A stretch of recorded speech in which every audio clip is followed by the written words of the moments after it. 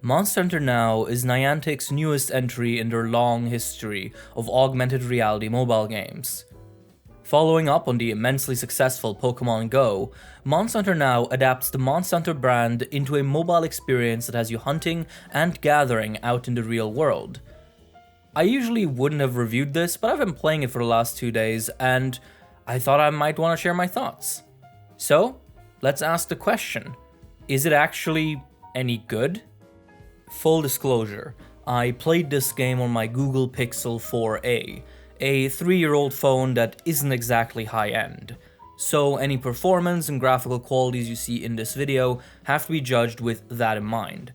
The game might look and run differently on your device. So, Monster Hunter. You track and hunt monsters, you beat the snot out of them, and then turn their spleen into a fashionable coat. Turning this into an AR game is a somewhat daring idea.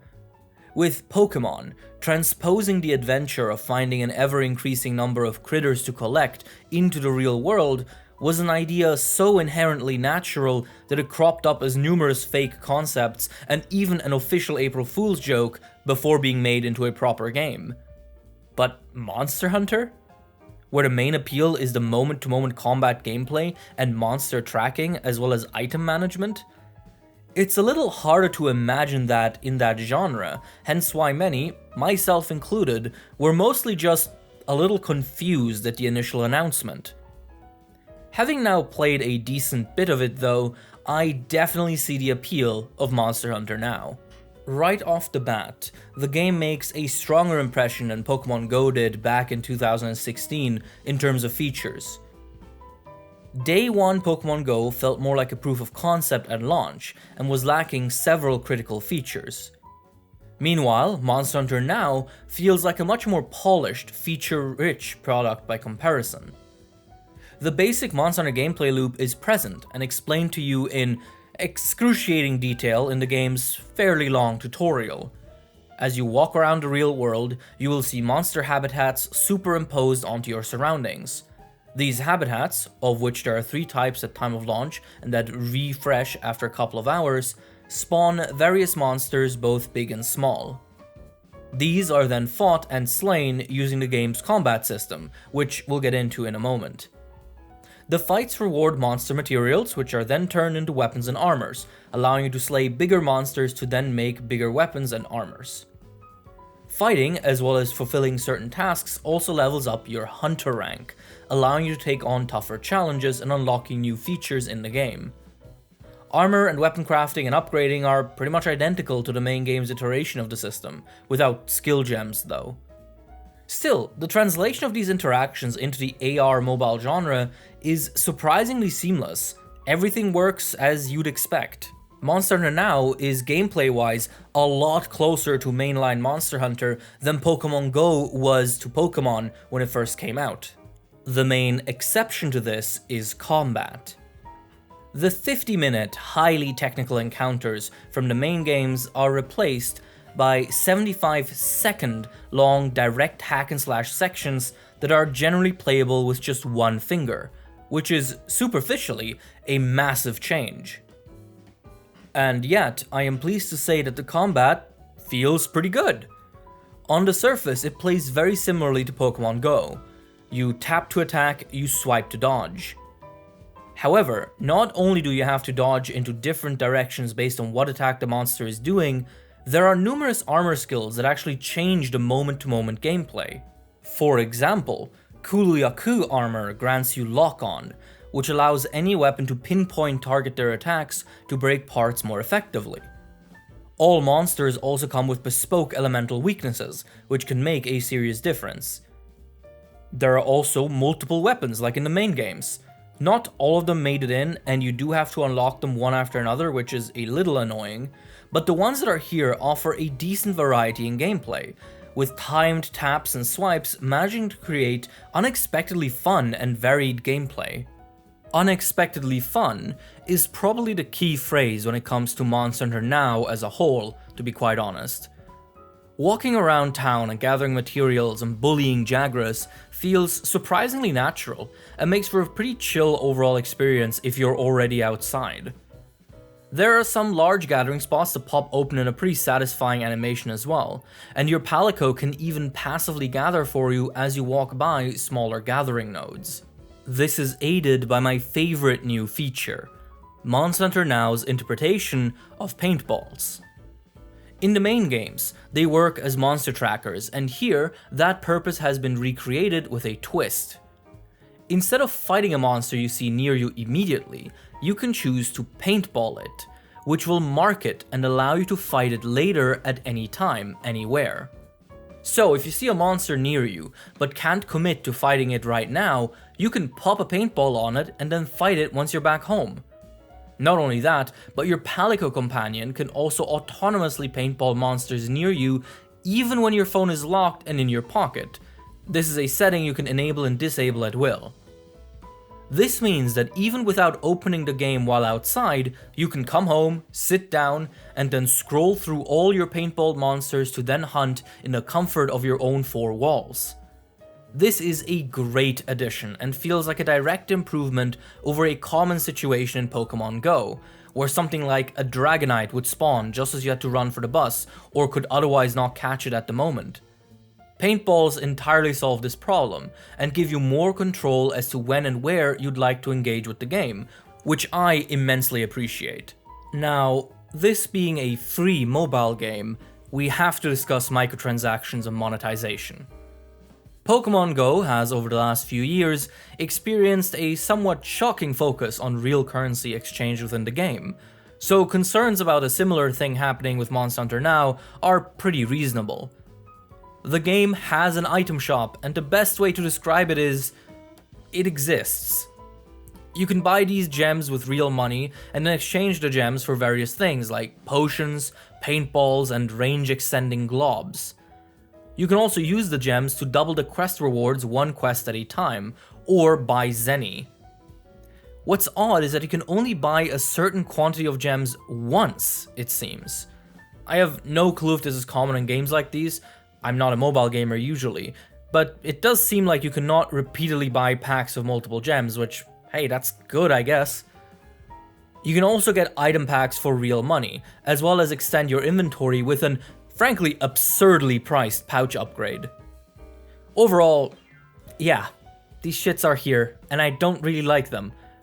But quite frankly, I haven't really felt like I needed them so far. You get free potions every day, health recovers automatically as you walk, and due to the fairly involved combat system, you have an active incentive to get better and as a result, lose less health on average. So I can't really see myself buying potions. And the range you start with is pretty wide, so I also can't really imagine splurging on these goop balls to enhance it. The only item I could see make an impact is paintballs, as they are such a cool feature. I'd hate for them to become so rare that you basically have to buy them, but so far that has luckily not been the case. The ability to double item drops seems really invasive and gross, but also again, so far I've not really been in a situation where it felt like the game was pushing me to use it. So while it's there, and that may bother you, it has so far not seemed like a particularly impactful addition or feature. So while this game does indeed have microtransactions, for what it's worth, they haven't really given me a reason to use them so far, which is good, at least. I haven't really talked about graphics because there really isn't that much to say. The game looks pretty fine. The overworld is a tad blotchy but readable, and menus are fairly intuitive. Item icons are pretty ugly, but oh well. The monsters use their models from Monster Hunter World and Monster Hunter Rise, and as a result, they look pretty good. One cool quirk is that because they also use the same animations as the monsters seen in the main games, having played the main games actually gives you an advantage in combat, since you can tell which attacks require what kind of dodge. So a Puke's tongue attack has you dodging sideways twice, while a tail whip asks you to dodge backwards. And these are commands that if you've played Monster Hunter World or Rise, you can intuit much faster than a new player, thus retaining that satisfying feeling of your experience translating between games, something that is very core to Monster Hunter as a franchise. It is again an additional wrinkle that creates just a bit more depth compared to Pokemon Go's button mashing, or at least the button mashing that was the main combat style that was on while I still played Pokemon Go.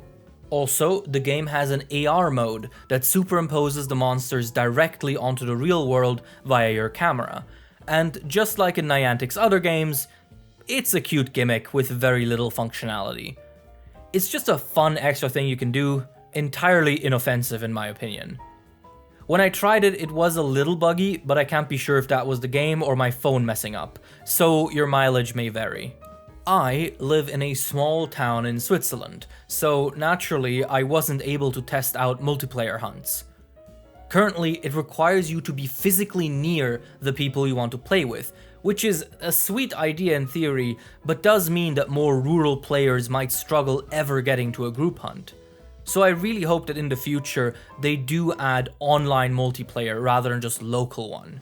So, is Monster Hunter Now worth playing? I'd say yeah, especially if you enjoyed Pokemon Go. For what it is, Monster Hunter Now provides a bite-sized hunting experience that is fun, engaging, and motivating. It's a game meant to accompany you on daily commutes and trips to the store, and it does exactly that pretty well.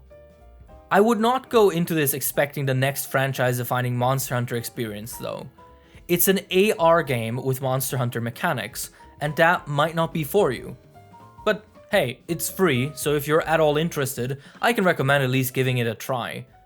I am enjoying my time with it for what it's worth, because beating a car-sized chicken to death in front of Aldi is objectively funny as fuck. Thank you all so much for watching. I know this is very different to what I usually do, and I wasn't planning on doing any content on Monster Hunter Now. I just really didn't expect that I would enjoy it as much as I did in the end.